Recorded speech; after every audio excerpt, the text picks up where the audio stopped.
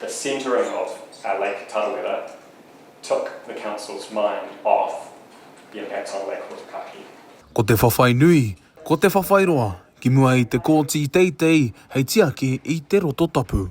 We as a board are so grateful to Max Harris, Sam Vincent and Ruby Hazen for their support, their aroha, and putting not only our best foot forward but theirs as well. And I'm just thankful that finally the truth has come out.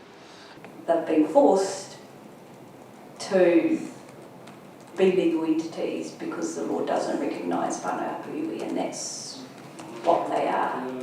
Hei tā te hea mana takirua o te puari whakahaere o Rotokākahi a Wally Lee, kaore anō kua tau tōna wairua e pāna ki tēnei take. Rotokākahi Board of Control did not have any communications with the Lakes Council till I believe March 2023, while the decision and agreements had already occurred, taken place, and the pipeline itself had been decided on back in November 2020. The conduct of some protesters, and it's not attributed to all protesters or to the board, was creating a health and safety risk for workers. Hei tā tēnei roea o te kaunihera o Rotorua, e tau patupatu ana e tehi kōrero o te puari whakahaere, a kaore rāne i te tika. In conclusion, Your Honour, it is Council's submission that once again the Environment Court did not fail to consider potential adverse effects on coal iwi as alleged by the board. And it's important that an issue of this significance is given the time that it deserves. Kaore noa Tiati Tahana ke whakatauria hea hate aha e pāna ki tēnei take. Hei tāna ka whakatau ngā haere ngā whakamua, hei te tau e tū mai nei.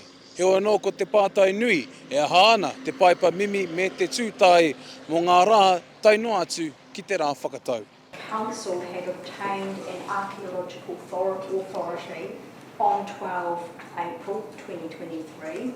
Heritage New Zealand acknowledged in its cover letter granting that authority. We are not the only hapū facing this in Rotorua or indeed around the district. From Tika Maui and Te Waipona, we're all facing issues that affect our wāhi tapu and papatūnuku in our environment. So the issues aren't going to go away. You probably heard what the judge said.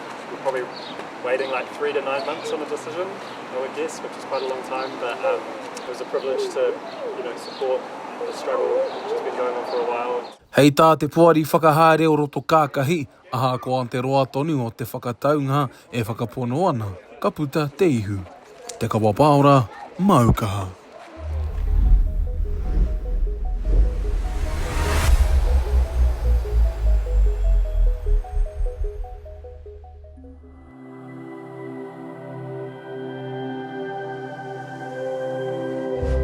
Ko te reo, te take.